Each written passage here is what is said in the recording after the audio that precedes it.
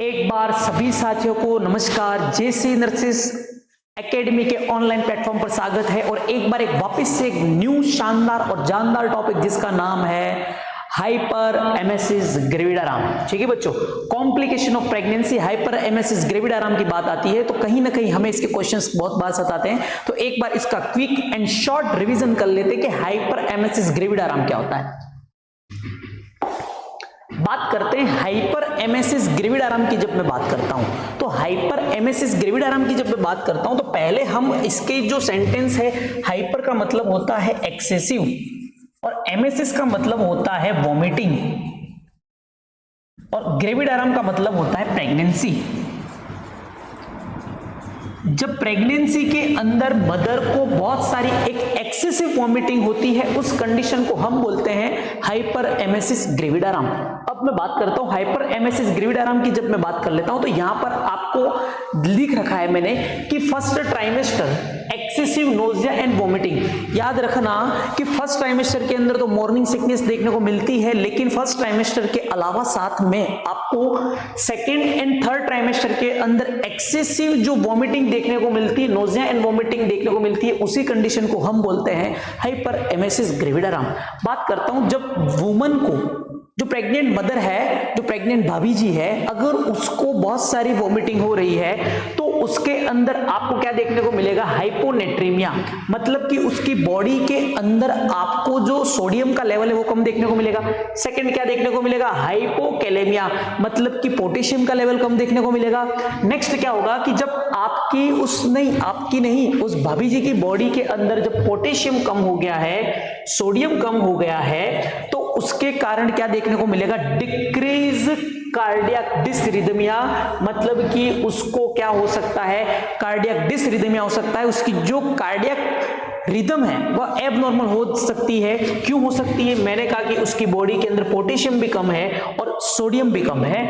That lead to decrease cardiac output and उसके कारण क्या होगा, जब कार्डियक डिसरिदमिया होगा डेफिनेटली, तो कार्डियक डिसरिदमिया के कारण क्या होगा कि उसका फीमेल का कार्डियक आउटपुट भी कम हो जाएगा। अरे जब कार्डियक आउटपुट कम हो जाएगा तो उसका हार्ट प्रॉपर जब पंप नहीं करेगा तो वह क्या करेगा, यूट्रस तक अपना प्रॉपर ब्लड और ऑक्सीजन सप्लाई नहीं कर पाएगा।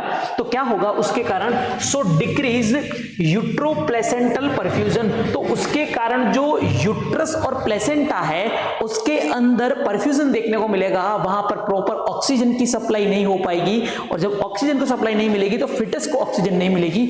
आगे देखते हैं हम इसके बारे में। क्या होता है जब कभी भी जो प्रेग्नेंट मदर रहती है, प्रेग्नेंट मदर के अंदर क्या होता है, जब उसे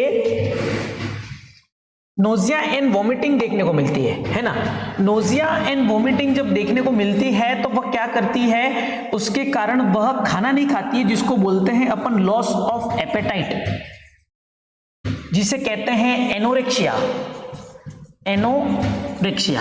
अब क्या होगा कि जब वह मदर को बहुत सारी एक्सेसिव वॉमिटिंग होती है, अगर आपको भी जब नॉर्मली बहुत सारी वॉमिटिंग होगी तो आप खाना खाने में इच्छा नहीं रखोगे और आप भूखे रहोगे, तो वह क्या करेगी, स्टार्वेशन, लंबे टाइम तक भूखी रहेगी एंड सिवियर डिहाइड्रेशन देखने को मिलेगा उस मदर के अंदर। एक तो खाना नहीं खा पा रही है, खाना के साथ में वो फ्लूइड भी नहीं लेगी, तो उसके कारण क्या देखने को मिलेगा, उसके अंदर सिवियर डिहाइड्रेशन देखने को मिलेगा उस मदर के अंदर। और आपको उसके अंदर क्या क्लिनिकल मैनिफेस्टेशन देखने को मिलेंगे, वेट लॉस। उस महिला की बॉडी के अंदर से फ्लूइड चला जाएगा तो उसका वेट लॉस हो जाएगा, वजन कम हो जाएगा और उसके कारण उसको क्या हो जाएगा, इंक्रीज हेमेटोक्रिट, उसका जो हेमेटोक्रिट है वो आपको बढ़ा हुआ मिलेगा।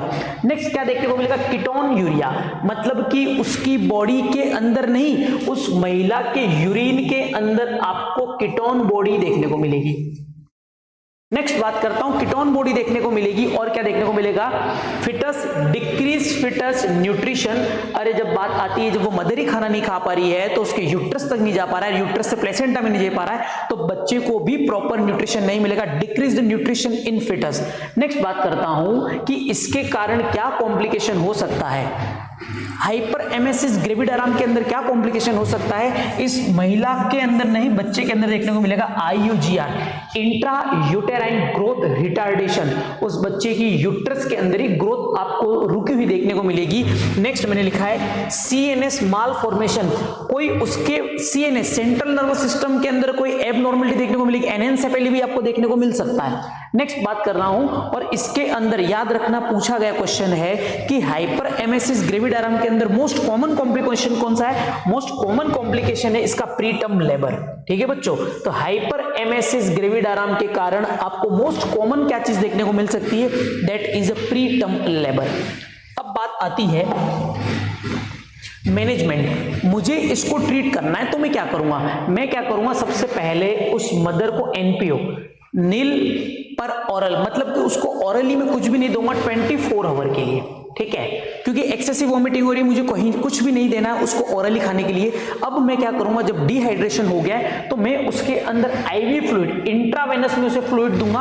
अब इंट्रावेनस में क्या दूंगा, मैं उसको दूंगा D5 दूंगा, डेक्सट्रोज दूंगा। क्यों दूंगा? क्योंकि वह खाना तो खा नहीं पा रही, एनर्जी नहीं, तो dextrose is one type of sugar, तो उसको थोड़ी सी उससे एनर्जी मिलेगी। और डेक्सट्रोज के साथ में D5 के साथ में मैं इसे RL भी लगाऊंगा अगर जब सिवियर कंडीशन हो जाएगी तब। बात आती है कि मैं इस मदर को एंटी इमेटिक टैबलेट दूंगा, मतलब कि एंटी इमेटिक टैबलेट उसको कहते हैं जो वॉमिटिंग को रोकती है, जैसे मेटोक्लोप्रोमाइड हो गया है ना, मेट्रोक्लोसेलिजीन हो गया, ये में टैबलेट है, डोमपेरिडोन हो गया, मैं इस महिला को दूंगा। नेक्स्ट बात आती है, उसके बाद में अगर जब मैं इसे आईवी फ्लूइड चढ़ा रहा हूं तो मुझे क्या करना है, इनपुट एंड आउटपुट चार्ट को 24 घंटे के लिए मुझे मॉनिटर करना है उस महिला का।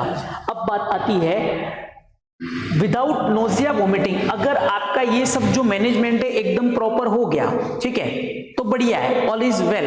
अगर कुछ नहीं होता है, नोजिया वोमिटिंग मिट गई है, सब कुछ सबसाइड हो गया है, तो आप एक काम करना, बाद में आईवी फ्लूइड के बाद में इस महिला को क्या करना, थोड़ा बहुत कुछ खाने के लिए देना, ईट करने के लिए देना। Progress the diet to the liquid diet, पहले क्या करना है, इसे जो नोजिया वोमिटिंग सबसाइड हो जाएगी तो उसके बाद में पहले आप इसे थोड़ा बहुत कुछ देना, और सबसे पहले लिक्विड डाइट देना। सीधा ही ऐसा नहीं है कि पाव भाजी खा ले, पाव भाजी नहीं देनी है इसको। बात आती है तो हमें पहले क्या करना है, इसे लिक्विड डाइट देनी है। देन उसके बाद में अगर लिक्विड डाइट से सर्वाइव कर रही है तो फिर हमें इसे क्रैकर्स देने हैं ना।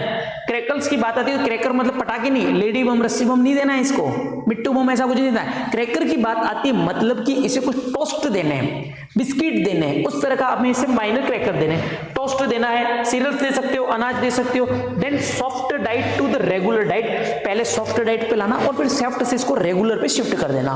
ठीक है बच्चों, नेक्स्ट बात करता हूं मैं कि अगर वॉमिटिंग वापस से हो गई, इफ वॉमिटिंग इज रीअकर, अगर वापस से वॉमिटिंग रीअकर हो गई तो मुझे उसके अंदर क्या करना है, use of TPN, total parental nutrition, मतलब कि मुझे उसकी जुगुलार वेन के अंदर कैथेटर डाल के फिर मुझे उसको क्या करना है, न्यूट्रिशन देना पड़ेगा।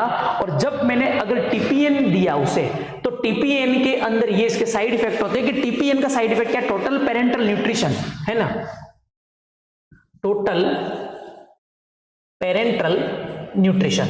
और टोटल पेरेंटल जो न्यूट्रिशन होता है उसके अंदर क्या होने के चांसेस देखने को मिलते हैं, फ्लूइड ओवरलोड देखने को मिलता है, हाइपरग्लाइसीमिया देखने को मिलेगा इस पेशेंट के अंदर, और इन्फेक्शन के चांसेस हैं। तो बच्चों याद रखना कि मुझे अगर वॉमिटिंग रीअकर हो गई तो TPN देना पड़ सकता है, टोटल पेरेंटल न्यूट्रिशन। और TPN का जो साइड इफेक्ट है, ये मोस्ट कॉमन साइड इफेक्ट याद रखना, फ्लूइड ओवरलोड हो सकता है, हाइपरग्लाइसीमिया हो सकता है, इन्फेक्शन हो सकता है।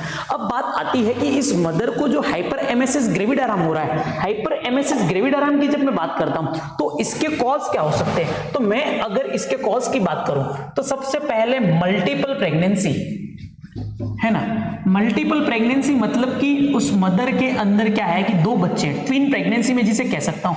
तो ट्विन प्रेगनेंसी होते तो क्या होता है, ट्विन प्रेगनेंसी के अंदर दो ट्रोफोब्लास्ट होते हैं, तो दो जो मेनली ये वॉमिटिंग करवाने वाला, इसका मेन जो उत्तरदायी कारक क्या है, तो इसका जो उत्तरदायी जो कारक है वह है आपका beta HCG, beta human chorionic gonadotropin hormone. यह कराता है तो जब दो ट्रोफोब्लास्ट बनेंगे तो दोनों से सेक्रेशंस होगा, तो एक्सेसिव वोमिटिंग होगी। उसके बाद में बात कर लेता हूं मैं मोलार प्रेगनेंसी। मोलार प्रेगनेंसी, उस महिला के अंदर बहुत सारे टिश्यूज के मोल बन जाते हैं और बहुत सारे ट्रोफोब्लास्ट बन जाते हैं। तो उन जितने भी ट्रोफोब्लास्ट बनेंगे मोलार प्रेगनेंसी के अंदर, वो जितने भी जो ट्रोफोब्लास्ट बनेंगे उनसे भी सेक्रेशंस होगा, तो उसके कारण ज्यादा वॉमिटिंग देखने को मिलेगी।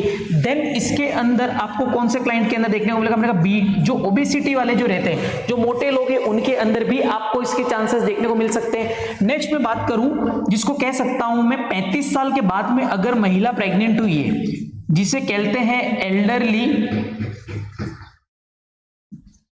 प्राइमी ग्रेविडा है ना, एल्डरली प्राइमी ग्रेविडा, जो मतलब कि 35 ईयर के बाद में पहली बार प्रेग्नेंट हो रही है, तो उस क्लाइंट के अंदर भी आपको हाइपर एमएसएस ग्रेविडारम के चांसेस देखने को मिलेंगे।